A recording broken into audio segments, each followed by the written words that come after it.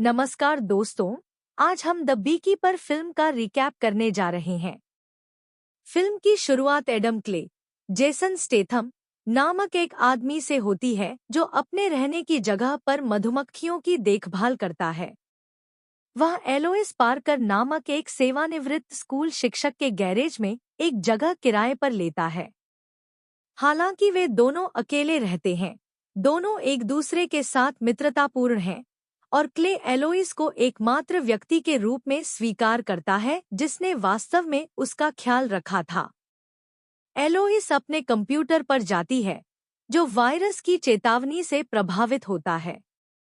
वह फोन पर दिए गए नंबर पर कॉल करती है, जो उसे यूनाइटेड डेटा ग्रुप नामक फिशिंग घोटाले के संचालन द्वारा संचालित एक कॉल सेंटर से जोड़ता है। केंद्र का प्रमुख मिकी गार्नेट एलोइस से बात करते समय सुनने के लिए अपने गुंडों की टीम को इकट्ठा करता है। वह उसे एक कथित एंटीवायरस सॉफ्टवेयर स्थापित करने के लिए धोखा देता है। एलोइस को बहुत देर से एहसास होता है कि क्या हुआ है और वह निराशा में रह जाती है, जबकि घोटालेबाज खुशी-खुशी अपने धोखे का जश्न मनाते हैं। क्ले बाद में एलोइस के घर जाता है जब उसने उसे रात के खाने पर आमंत्रित किया और वह उसके लिए शहद का एक जार लाता है।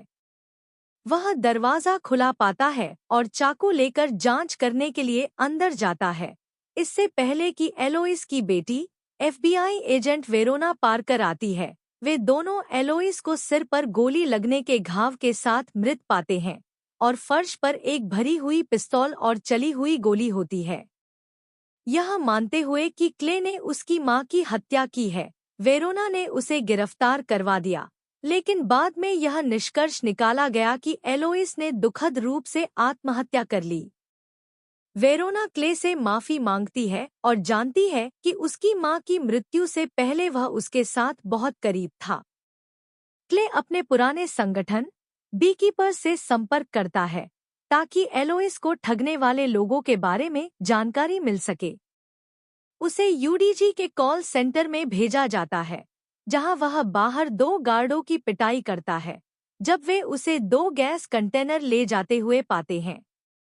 क्ले कॉल सेंटर में आता है और एक गुंडे को बुरी तरह पीटता है ताकि दूसरे स्कैमर्स को यकीन हो जाए कि वह कोई मजाक नहीं कर रहा है, जिसके कारण वे वहां से चले जाते हैं। गार्नेट आता है और क्ले के साथ सुरक्षा संबंधी सौदा करने की कोशिश करता है, लेकिन वह उन सभी को धूल चटा देता है और फिर उस जगह पर गैस छिड़कता है और फिर अगली बार जब कोई उनके किसी स्कैम विज्ञापन पर प्रतिक्रिया करता है तो कॉल सेंटर को उड़ाने के लिए बम से लैस करता है। यह कुछ ही सेकंड बाद होता है और जगह को उड़ा दिया जाता है। वेरोना अपने साथी मैट विली के साथ मिलकर आगजनी की जांच करती है, जबकि गार्नेट अपने बॉस डैनफोर्थ एंटरप्राइजेज के डेरेक डैनफोर्थ से संपर्क करता है, जो एक सुरक्षा कंपनी है जो डेटा माइनिंग स्कीम चलाती है जिसके लिए यूडीजी काम करता था, ताकि उसे क्ले के बारे में बताया जा सके। डेरेक गार्नेट और उसके गुंडों की एक टीम को एलोइस के घर भेजकर क्ले का पता लगाने के लिए कहता है। वे उसे ढूंढते हैं और उसके गैराज में उसका पीछा करते हैं, लेकिन क्ले उन पर हावी हो जाता है और गार्नेट को खोजने से पहले पहले 3 गुंडों को मार देता है, एक बैंडसॉ से उसकी उंगलियां काट देता है और फिर उसे एक पिकअप ट्रक के पीछे फेंक देता है। क्ले ट्रक को पुल पर ले जाता है और गार्नेट को दूसरे ट्रक के पहिए पर बांध देता है, जबकि वह डेरेक से फोन पर बात कर रहा होता है, जो सब कुछ सुन लेता है क्योंकि क्ले गार्नेट के साथ ट्रक को नदी में भेज देता है। क्ले फिर डेरेक का पीछा करने का वादा करता है। डेरेक कंपनी के सुरक्षा प्रमुख वालिस वेस्टवाइल्ड से यह पता लगाने के लिए कहता है कि क्ले कौन है। यह जानने के बाद कि वह एक पूर्व मधुमक्खी पालक है, वालिस को पता चलता है कि वे खतरे में हैं और डेरेक से कहता है कि उसने गलत तरह के आदमी को नाराज कर दिया है। वालिस डेरेक की मां पोटस जेसिका डैनफोर्थ से संपर्क करता है, जो वालिस से अपने बेटे की रक्षा करने की विनती करती है। इसके बाद वह सीआईए निदेशक जेनेट हॉवर्ड को क्ले की संलिप्तता के बारे में बताता है और उसकी मदद से वे क्ले पर इनाम घोषित करने के लिए स्वयं मधुमक्खी पालकों से संपर्क करते हैं। क्ले एक गैस स्टेशन पर है जब उसे उसकी वर्तमान प्रतिस्थापन मधुमक्खी पालक एनीसेट लैंडर्स द्वारा पाया जाता है। वह अपनी कार को क्ले पर टक्कर मारने का प्रयास करती है और फिर उस पर अपनी बंदूक चलाती है। जब वह वापस लड़ता है, एनीसेट एक बड़ी मशीन गन निकालती है और क्ले पर गोली चलाती है, लेकिन हर गोली चूक जाती है। वह उस पर शहद का एक जार फेंकता है और फिर उसे आग लगा देता है, जिससे वह मर जाती है और फिर उसकी तर्जनी उंगली काटकर रख लेती है। जेनेट फिर वालेस को एनीसेट की मौत के बारे में बताती है और मधुमक्खी पालक स्थिति के सामने आने पर तटस्थ रहने का फैसला करते हैं।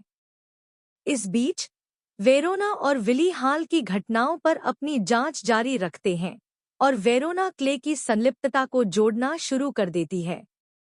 वालेस विशेष बलों के लोगों की एक टीम को इकट्ठा करता है और उन्हें मधुमक्खी पालकों द्वारा उत्पन्न खतरे के बारे में समझाता है, क्योंकि उन्हें दुनिया भर में भ्रष्ट कृत्यों को सुधारने के लिए बुलाया जाता है। वह उन्हें चेतावनी देता है कि क्ले क्या कर सकता है और उन्हें उसके पीछे जाने के लिए भेजता है यदि वह उनके संचालन के करीब आता है। निश्चित रूप से क्ले को एनीसेट की उंगली का उपयोग करके मधुमक्खी पालक के अड्डे में प्रवेश करते और 9 पॉइंट्स सेंटर का पता ढूंढते देखा गया, जहां डेरेक अपने कॉल सेंटर संचालित करता है। वह तैयार होकर उनकी देखभाल करने के लिए निकल पड़ता है। उपनिदेशक प्रिक से धन प्राप्त करने के बाद 9 पॉइंट्स बिल्डिंग की ओर जाने के लिए FBI की एक टीम इकट्ठी होती है, लेकिन वालेस की टीम पहले से ही वहां मौजूद होती है। भाड़े के सैनिकों की टीम का मुखिया पेटिस क्ले के आगमन की आशंका में कॉल सेंटर के कर्मचारियों को खाली करने का आदेश देता है। वह कॉल सेंटर में घुसपैठ करने और पेटिस के आदमियों से लड़ने से पहले FBI के लोगों की पिटाई करता है और फिर एक लड़ाई के बाद पेटिस को ही बेहोश कर देता है। एक लिफ्ट में बहुत से लोगों को मारने के बाद क्ले का पीछा वेरोना और विली और उनके लोग करते हैं। वेरोना और विले को क्ले के जाने के बाद डेरेक के सरगना होने के सबूत मिलते हैं। जब वालेस को पता चलता है कि क्ले फिर से भाग गया है, तो वह डेरेक को सुझाव देता है कि वह अपनी मां के साथ सुरक्षा के लिए रहे, क्योंकि उसकी देखभाल सीक्रेट सर्विस कर रही है। डेरेक जेसिका के समुद्र तट की हवेली में जाता है। इस बीच वेरोना और विले प्रिक के साथ चर्चा करते हैं और इस निष्कर्ष पर पहुंचते हैं कि क्ले एक क्वींसलेयर के रूप में जेसिका के पीछे पड़ा है, क्योंकि ऐसा माना जाता है कि जेसिका ने चोरी के पैसे का उपयोग करके अपने अभियान के लिए धन जुटाया था। प्रिक उन्हें क्ले को रोकने के लिए कुछ भी करने के लिए एक खाली चेक देता है। पार्टी के दौरान FBI और अन्य लोग हवेली में इकट्ठा होते हैं। हवेली में प्रवेश करने से पहले क्ले सीक्रेट सर्विस के रूप में प्रस्तुत होकर चुपके से अंदर आता है। वालेस और डेरेक भाड़े के सैनिकों की एक और टीम के साथ तैयार हो जाते हैं, साथ ही एक आदमी लाजर, जो अपने पैर की कीमत पर एक मधुमक्खी पालक को मारने का दावा करता है। जब यह सब चल रहा होता है, तो डेरेक और जेसिका प्रिक के साथ एक कमरे में बैठते हैं, जो उनसे UDG के बारे में पूछता है। जैसा कि पता चलता है, डेरेक ने चुराए गए पैसों से जेसिका के सभी अभियान को वित्तपोषित किया था और इस खुलासे से उसे अपराध बोध होता है। वेरोना और विली, साथ ही लाजरस, क्ले को बाहर पकड़ लेते हैं, लेकिन वह बम विस्फोट करके ध्यान भटकाता है। क्ले हवेली के अंदर जाने के दौरान और भी गुंडों से लड़ता है। जब प्रिक को डेरेक के बारे में सच्चाई पता चलती है, तो वह क्ले के आने का इंतजार करते हुए प्रिक को मार देता है। क्ले और लाजरस के बीच भयंकर लड़ाई होती है, इससे पहले कि क्ले उसे चाकू मार दे। क्ले जेसिका और डेरेक के कमरे में घुस जाता है, जब वह डेरेक के अपराधों को कबूल करने के लिए तैयार होती है। वेरोना और विली भी अंदर घुस जाते हैं, क्ले को जेसिका को मारने से रोकने की कोशिश करते हैं।